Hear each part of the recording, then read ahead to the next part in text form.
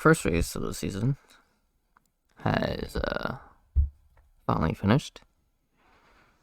I would rate the race a 6 out of 10. Wasn't the most exciting. We had some good overtakes with Alonso, overtaking Hamilton, overtaking Sainz. But outside of those top guys, or outside of Alonso, weren't too many overtakes throughout the race. So I'll start by talking about the race winner. Max Verstappen comfortably wins this race with a good start, unlike his counterparts, Sergio Perez. And then for the remainder of the race, he just had a big gap, just cruised on by, complained a little bit about the car, but yeah, didn't really come down to anything, and he comfortably finished the race, I think like 10 seconds ahead of Perez. And so far, Red Bull look very strong.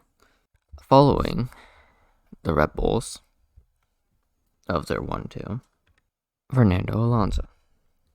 Now, when the hype was starting to roam about with Aston Martin, I was skeptical, and I didn't want to be disappointed if they ever just decided to not deliver. But they have delivered, and let's see if they can continue to develop the car, and if they're able to have no reliability issues like Ferrari. But if they can keep it up, I think it's very much possible. And that's very much so that they finish P4. But even could be P3, maybe P2 for the Constructors' Championship. We'll see how Ferrari develops, Mercedes develops in themselves. But looking very promising, and looks like a very good move for Fernando, moving ship from Alpine, which I'll talk about later. I think a big one that's going to be talked about is going to be McLaren. McLaren with Piastri DNF, Lando Norris being in no man's land. I'm pretty sure he finished last. Even when Ocon was given 20 penalties, which I'll also talk about later. Ocon DNF'd. But yeah, Lando Norris finishing 2 laps behind. I think he pitted like 5 times. But McLaren does not look good, and I think after Piastri and after Lando just started slipping, I think they just, did a little testing. I don't really put the blame on Piastri for the DNF, obviously, because it was a car failure. Don't know exactly what it was. But in qualifying, I do think that you have to put the blame on Piastri for the qualifying result, since Lando Norris did manage to advance out of Q3, and Piastri did not. But again, Piastri's a rookie, so I'll give him time before evaluating his performance. I like to mention Gasly. After a horrible qualifying session, he managed to finish P9 in the points. And I thought that this was going to be above Gasly was going to be Ocon. But Ocon decided to have lots of issues, and the team decided to not help him out at all. So Ocon ended up DNFing. I don't know if it's just because he was far back or technical issue, but he ended up not finishing. I forgot to mention with Aston Martin that Lance Stroll was driving hurt with his wrist. And beginning of the race, I thought that he was gonna struggle, but he did not. He finished P6, which is a pretty good result. Considering he almost took out his own teammate, which would have been a disaster. But all in all, I think he did very well, considering the fact that he was hurt and the fact that he had very little, if at all, any. I don't think he had any testing. Don't remember when he started practice. Did he start in FP1? I don't remember. But yeah, pretty good, solid weekend for really good weekend for Alonso, and really good weekend for Aston as a whole. Let's talk about Williams. Williams, I thought was gonna be at the bottom. I really liked the drivers that they had. I liked Alex Albon. I liked Logan Sargent. I just thought that the car was gonna be bad. Maybe that is still true. Maybe they won't develop that car and it'll just end up being the worst car. But for now, drivers are doing really well. The car looks really good. It was fighting with AlphaTauri. It was fighting with Alfa Romeo. Even Alpine for a bit. So we'll see how that goes. That Alex Albon finishes 10th to get a point for Williams, which is, really good. Logan Sargent, I thought he did very well considering he is a rookie, and I rate Alex Albon quite highly. I do not believe that you can compare Sargent versus Albon this season compared to like Bottas and Guang Yu Zhou last season. Don't think you can make that comparison, because I think Bottas is better than Alex Albon. But also last year Guang Yu Zhou was dealing with Alfa Romeo issues surrounding the car, so I don't think you can make a comparison. But all in all, very good weekend for Williams. Really good for Albon getting a point, and good start to the season for Logan Sargent. Alfa Romeo, I think it was more or less on par of what I thought that they were going to be, considering that if you include the disappointment with McLaren, DNFing and just fucking falling off a cliff, and considering Alpine had a horrendous start with Gasly and Ocon just drowned from penalties, I think this is more or less where I thought Bottas was going to be. Guan Yu Zhou, on the other hand, he did pit at the very end just to take away the points from Gasly, who had the fastest lap at the time. But Guan Yu Zhou ended up taking that point away. So he did finish 16th, but I think he probably would have finished, I don't know how far up he was before, but I'm not going to hold the result against him. Considering he did do quite well in qualifying. He didn't finish near Bottas, but I think Bottas is better, so obviously he's not going to out-qualify him. But considering all things, I think if you're Alfa Romeo, you're pretty happy with the weekend.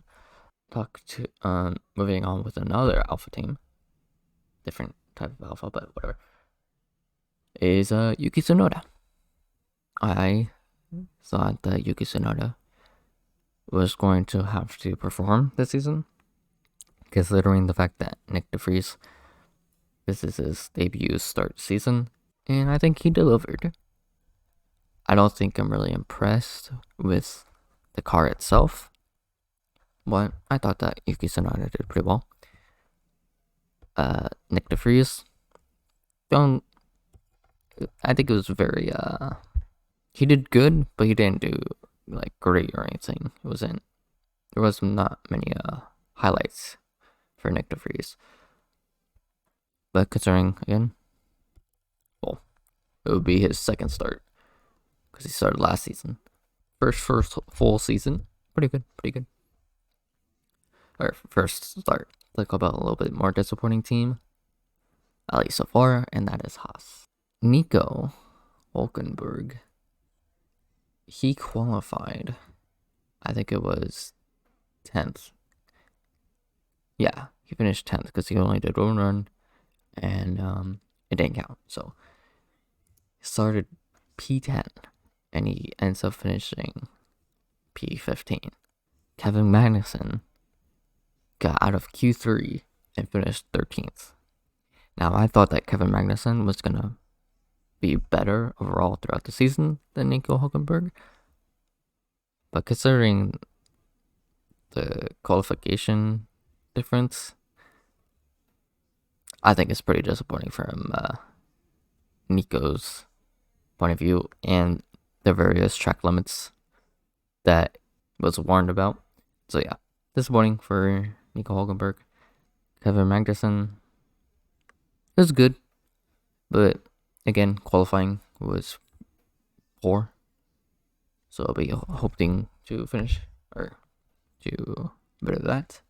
Let's talk Mercedes. Mercedes ended up fighting with Aston Martin for a majority of the race. Hamilton versus Alonso.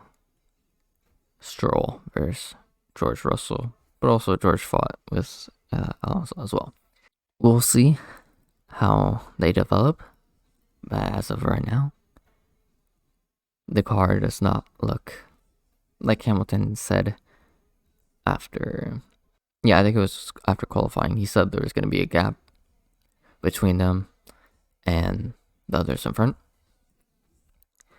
And he didn't say the gap, but if he was talking about the gap from Red Bull and Ferrari, I think that is true that they do have at least a half-second gap from Ferrari.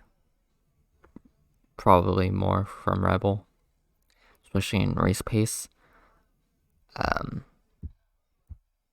Well, qualifying, I don't think the Mercedes qualifies that greatly. But also their race pace, like their straight line speed is just not there. So, I don't know. Car is just very... It's good, it's reliable, but it's not fast. George Russell, he qualified P6 and he finishes P7 because Leclerc. Yeah, disappointing result for George Russell. He ends up being behind Hamilton for a while and then ends up getting passed by Alonso, ends up getting passed by Stroll. So ends up going backwards. Earlier in the race, he was asking if Hamilton could go faster. Not the greatest result. At least he's finishing P7 rather than DNFing. So we'll see how the car develops, as I expect Mercedes to improve throughout the season. Let's talk about Ferrari. I'll talk about Carlos Sainz first and say that overall, I think it was pretty disappointing weekend for Carlos Sainz. Qualifying, he ends up having to do another run to get to P4. And the race, he ends up being far behind Charles Leclerc. Ends up getting passed by Fernando Alonso. He did stay P4, thanks to, again, DNF from Leclerc. But also Mercedes just unable to catch up. At least that they didn't really mess up on strategy. At least both their cars finished, I guess. But if they're reliability continues to be bad, they might need to watch out for Aston Martin and Mercedes in the Constructors' Championship. I do expect Leclerc to always be around top 4 at the very least, assuming that there's no reliability issues. Disappointing with Ferrari, but I think Ferrari fans probably expected, hoped that they fixed it, but they didn't. Overall, not the most eventful race. Thank God for Alonso. I mean, there were a couple battles that was not shown on screen throughout the race, but it wasn't like a race or fights for the lead or anything like that. It was midfield battles, which I would like to see, but I'm not gonna harp on it all that much. And yeah, I think Red Bull has a good cushion so far. We'll see if the following constructors are able to catch up from that car. Even if they do catch up, you also have to deal with Max Verstappen, who I think right now, paired with the car that he has, is definitely the strongest combo on the grid. We'll see. Hopefully, this doesn't become a season where win everything. And that is my race review for the Bahrain GP. Next race, it's going to be in Jeddah. I'll do my predictions for Jeddah like I did for Bahrain, because I kind of forgot. Probably a couple days before Sunday. So probably like Friday. Hopefully I will upload that video. Yeah. See you next time.